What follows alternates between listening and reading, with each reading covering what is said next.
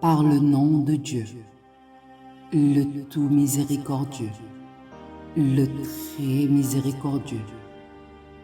Crois-tu au Coran, étant fermé ou étant ouvert? Perçois-tu toutes les choses dans le Coran? Ou alors te contentes-tu d'y percevoir ce qui te plaît, tandis que tu te détournes de ce qui te déplaît? Crois-tu qu'il suffit de croire que le Coran provient d'Allah pour avoir une foi saine et une adhésion sans faille? N'as-tu pas assez de temps pour méditer les exigences de cette foi? Ou alors, crois-tu que la simple lecture du Coran, dans le but d'en tirer des bénédictions, est la seule obligation imposant les gens qui se réclament du Coran? Ou alors, crois-tu pouvoir te contenter d'user du Coran comme livre de lecture et d'invocation, après la fermeture duquel tu peux t'adonner à tes péchés sans tenir compte des orientations du Coran? Quel égard as-tu pour le Coran, qui te permet d'affirmer que tu fais partie des gens du Coran?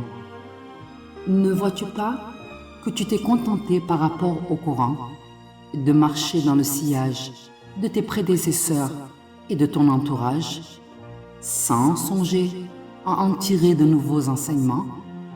Les gens ont pris l'habitude de ne tirer du Coran que les enseignements relatifs à la prière, au jeûne, au pèlerinage, au rite en général et au fait dans la limite de leurs désirs et de leur propre choix.